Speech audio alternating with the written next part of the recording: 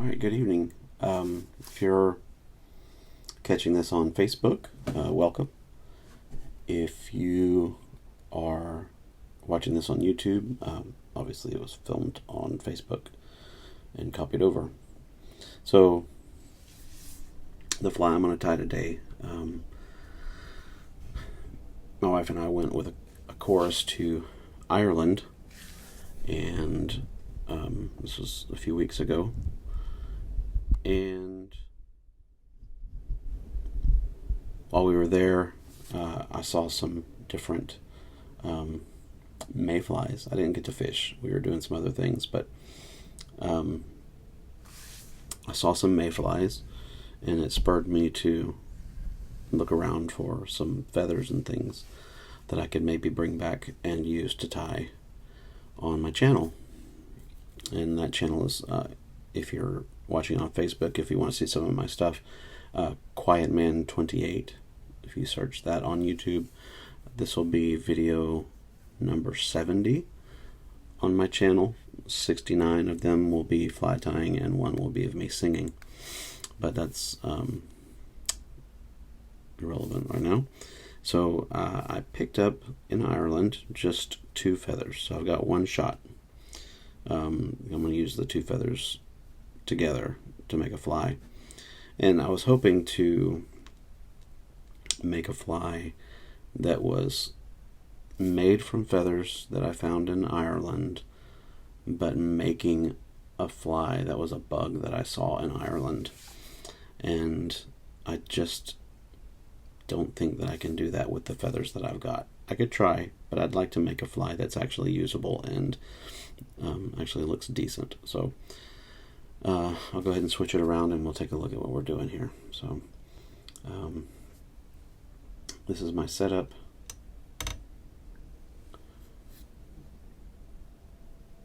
So a little while back I went to Walmart and picked up a new set of hooks. This is a eagle claw pack. They have several different sizes, and the one that I'm choosing tonight is the largest of those, and you can see that it's a pretty good sized hook.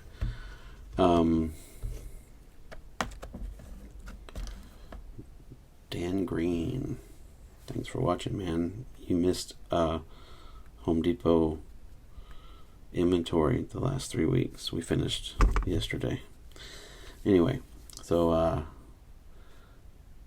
this is the largest hook out of that pack, and I chose that because the feathers that I have, they're just, this is one of the ones that I'm going to use, and these barbs are just really long. And if I wrap that around, if I palmer that on the hook, it's going to be sticking off very big. So I thought that I would go ahead and choose a larger hook and just make sort of a streamer. And the other feather is this little white one here. So I don't have a ton to work with. I was hoping for some other options, but we didn't really walk around. We were on the bus a lot of the time. So, but I'll go ahead and get started, and we'll try to make this work here. So I want to do a sort of a bead chain fly, which is something that I tend to do. Bead chain being the thing that hangs from your ceiling fan, and you cut off a couple of them to make eyes with. So I'll go ahead and get started with the just covering the hook with the layer of thread. So you just start it behind the eye, work your way forward or back, however you want to look at it. So on my channel,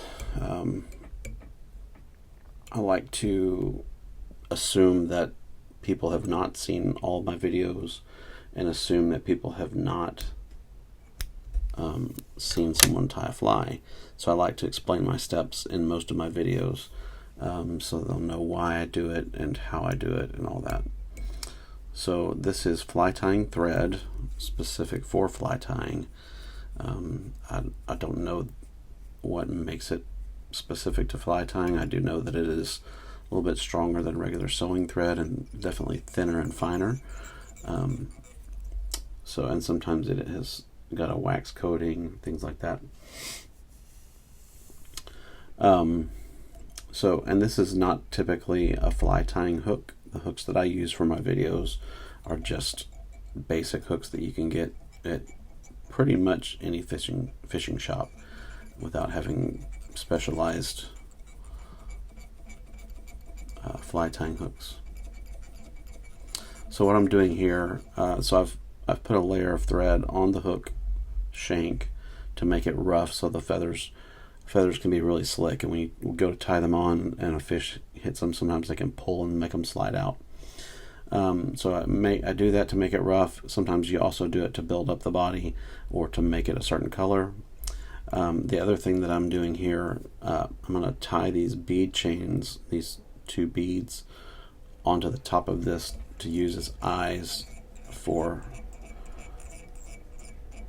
the fly. So I'm going to build up just a little bit of a bump there, just a touch, doesn't need to be much, and then build up a second bump here. You don't have to do this. It does help the eyes stay on straight. So, and I always want to do this before I go into further back on the fly and start with the feathers. So all I do is just hold it between my fingers, lay the dumbbell part of the barb into that groove that I just made, and all I'm going to do is cross between the 2 beads a few times each way.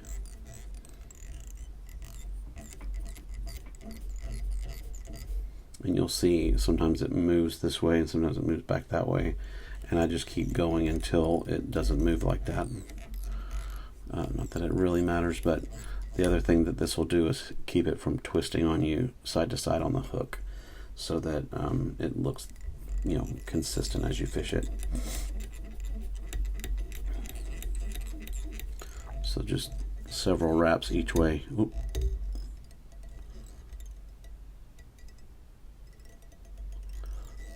I wrapped across the eye instead of between them. You can also, so if you keep doing this, you'll get kind of an X underneath, but you also want to build up to the eyes on either side a little bit, both sides there. Just make it so that it's smooth underneath, because that'll be visible if you don't cover it with dubbing.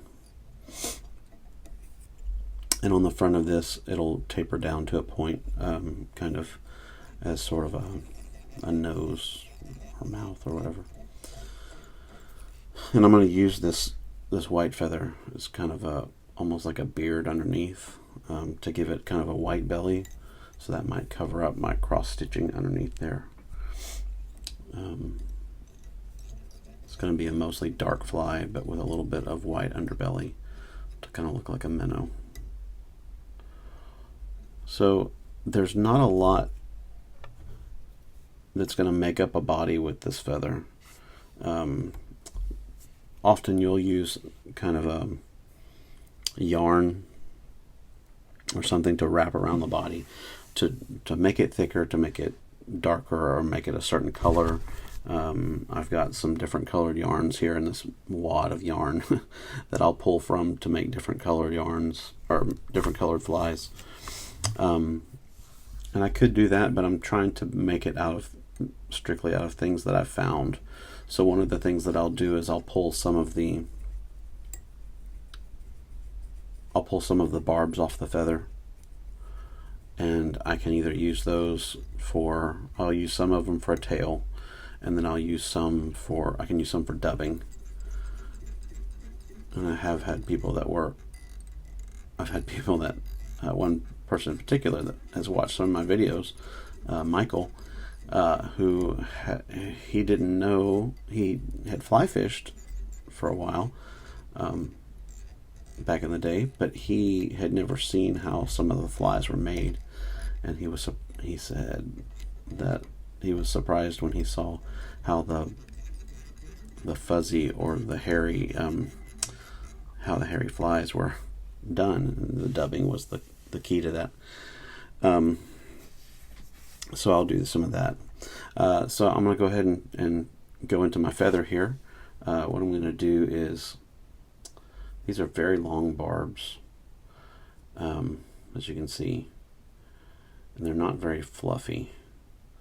I don't know if that's because I've had these in my wallet for a good 3 or 4 weeks, because of being at work and not wanting to lose them. But they're almost waxy.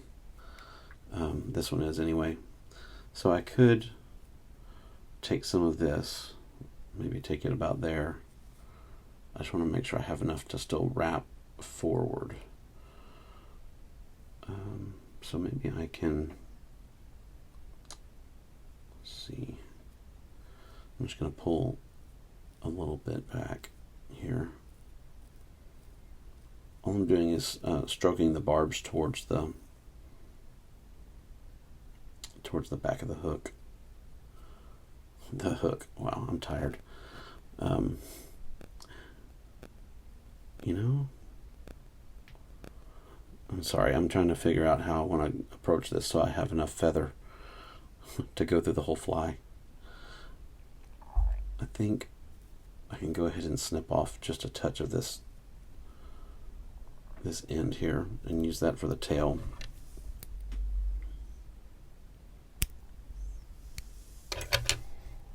Okay. So it won't be a very long tail. That's all there is. But it's not quite as long as it's as long as the part of the hook that I've covered. So I guess that kind of works. And I'll just go back here and just barely catch some of that right there. Maybe that'll be enough. I just want to grab enough of this so that if a fish does, miss the hook and catch that little bit, that it actually grabs and stays in place. So next I'm going to take the barbs off of one side of the hook. Wow, I said hook again. I'm going to take the barbs off of one side of the feather, and I'm going to try to use some of that for dubbing. And all you do is you grab it and you pull it against the feather. You see it comes off. And I'm going to try to keep these as even as possible.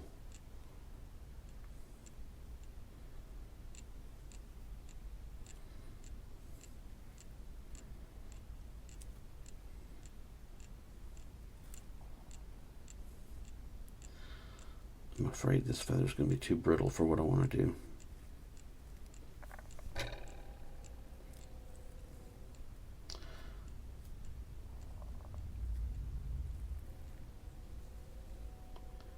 I can add that to the tail. I think I will. It needs more tail. More cowbell. So I might be changing my plan here. I find with these kind of flies with the bead chains, the ones that are contrasting are often the better ones. So if I've got a dark tail or a dark body and a white head, it's always good. So maybe I can do something like that with this one. A little bit.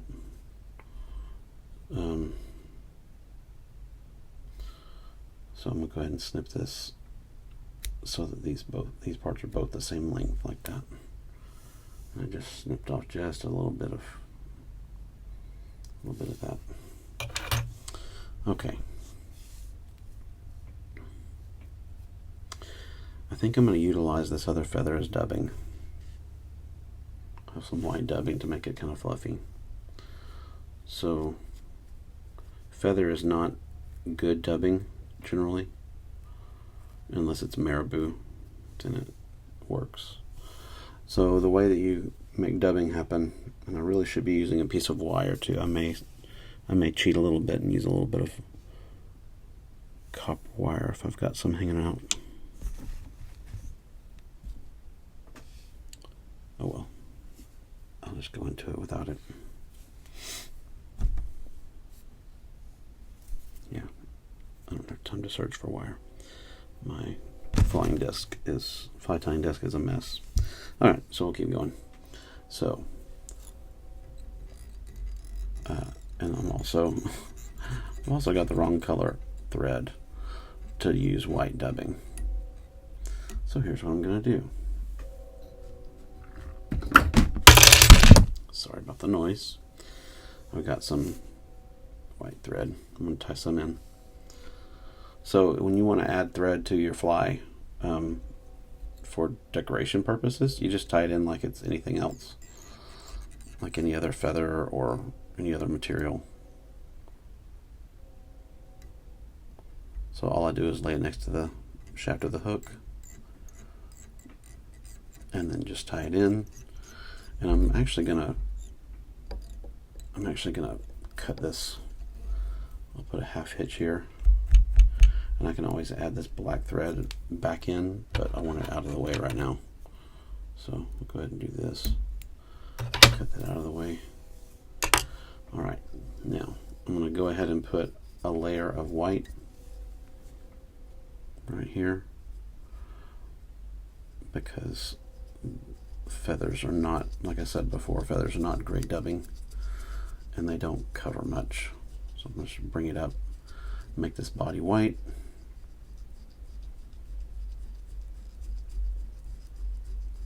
Let's make sure I got good coverage.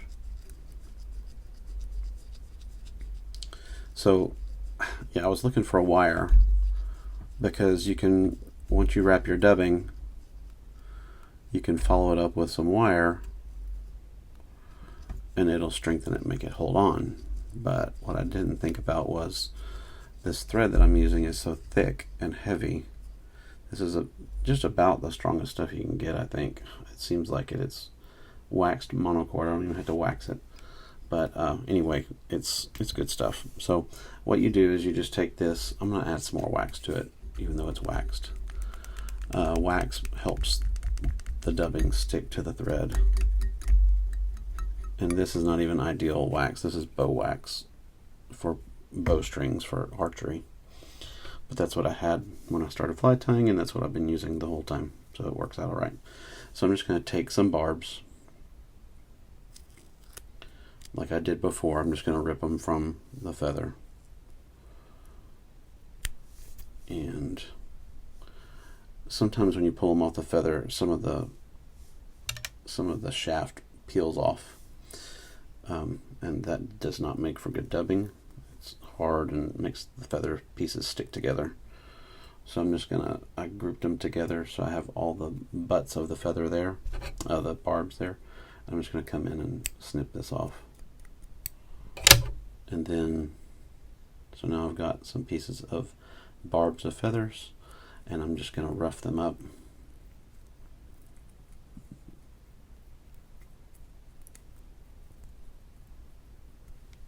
Pick up the ones that I drop.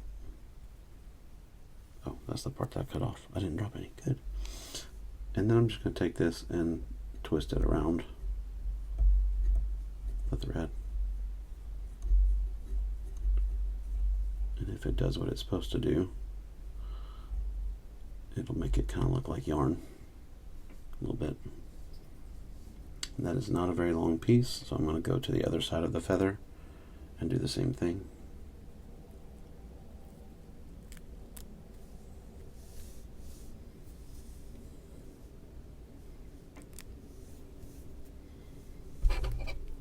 Again, snip off these little bits of the shaft that stuck. And I'm just going to grab these barbs and twist them on just like I did the other ones. So, not a great effort, but we'll see how we do. I'm just going to wrap.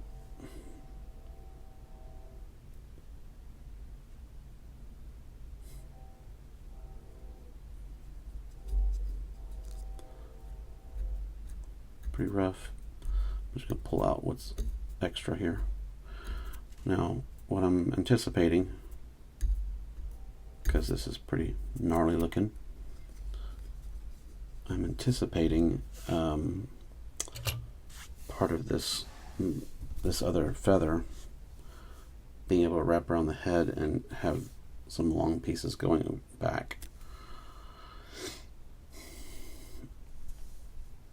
And I may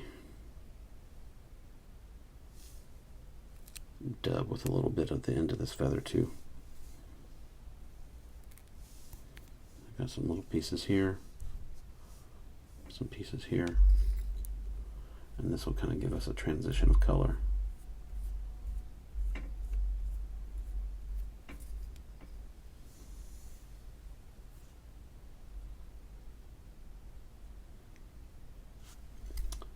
And I'm going to bring this forward a couple of turns. I'm going to put another half hitch here.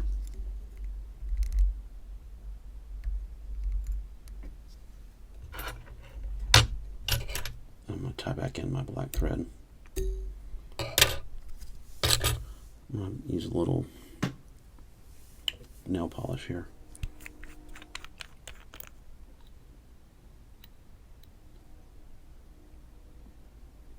Just for some extra strength. This is not anything special, it's just regular nail polish, and I just took out the brush and put in a needle so I could get into smaller spaces. Okay, so I'm just going to tie this back in.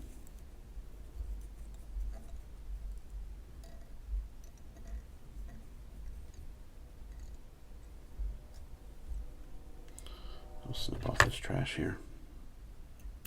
This is a really rough fly, but you know what? Sometimes those are the good ones. You just never know until you cast it a few times. And then after you've cast it a few times and you catch a few, then you tie more. When I used to fish in San Marcos, Texas, I would go and, when I was first fly tying, I would tie, you know, like one fly and go fish for the afternoon and just see how it did. So this is a pretty brittle rest of the feather.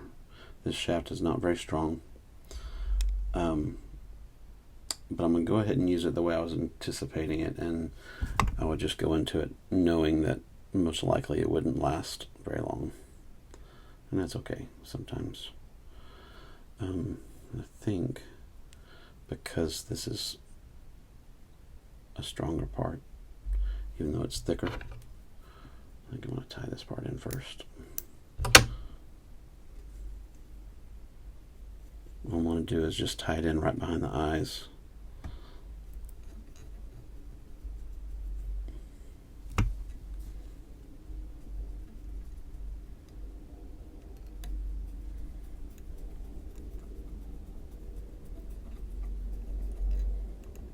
Go back there. So I'm going to keep the whole thing behind the eyes when I wrap forward. All right, I'm going to use my hackle pliers here. Just grab the end of this gently. I'm not going to put a lot of pressure on this, but it might break anyway. And all I'm going to do is just wrap it forward. And as I wrap forward, I'm just going to pull back on the barbs to try to keep the first wraps out of the way of the next wraps. I'm just going to keep going back. Or not back, I'm going forward. Wow. Okay. So you can see this is a really buggy fly, because this is such a wiry feather that I found. Okay, I'm just going to go, and all I'm doing is trapping this in. A couple of turns, enough to hold it. Probably just let that feather go, and then snip off the stub instead of trying to break it, because I don't know that it would survive.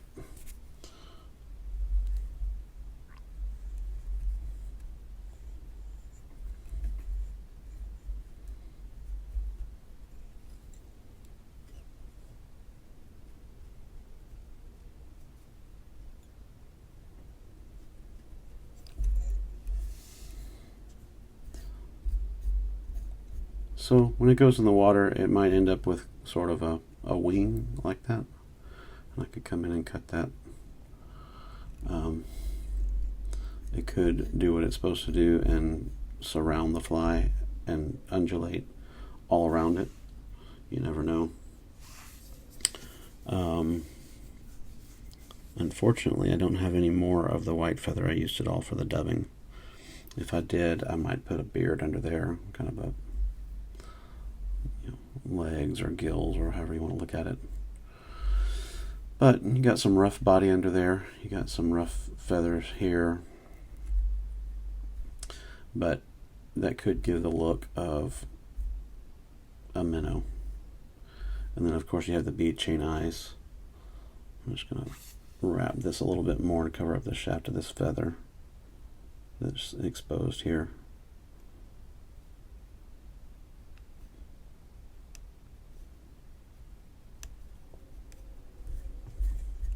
Kind of gives it a neck. And then I'll just wrap forward.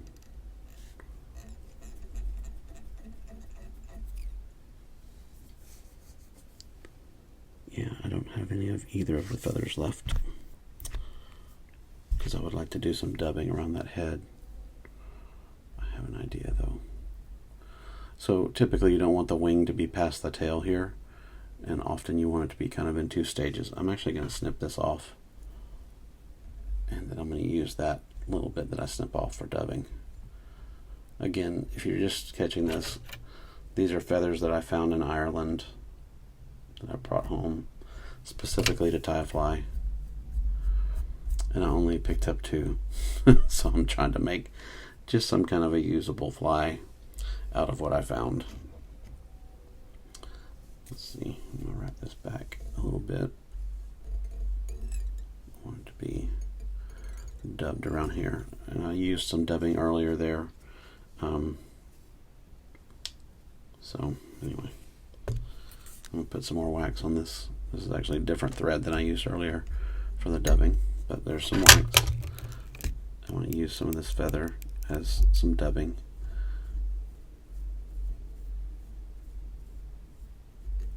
Got some more pieces here that fell off.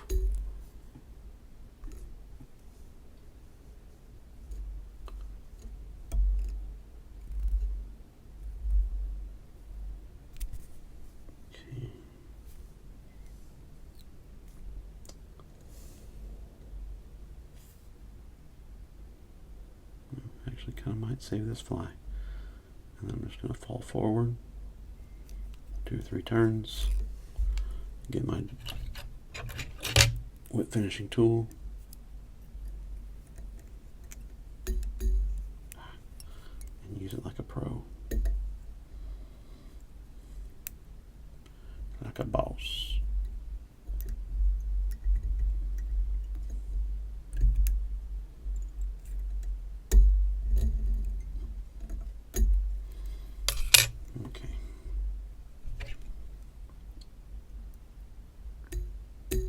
Wet finish, get a little nail polish, lay it right in over the head, cover that whole thing. Got a little bit extra going on there. I'm trying to get that off the eye of the hook. This eye is so gigantic though, I don't think it would be an issue if you're tying little micro flies. It's more of a problem because it makes it so you can't get your thread through the eye of the hook when you're on the river. I'm going to take off these barbs that are hanging down. Just take them off right there. That could have been more dubbing. Oh well. So I think that's going to have to be my fly today.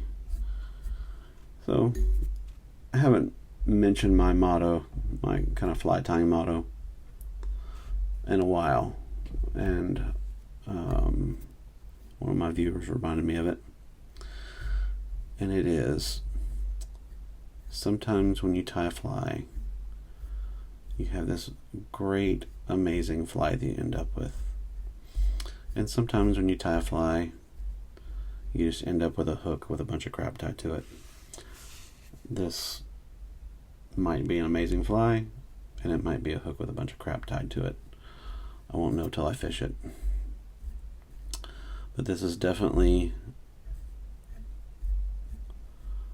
it was definitely kind of difficult with these feathers that I picked up in Ireland.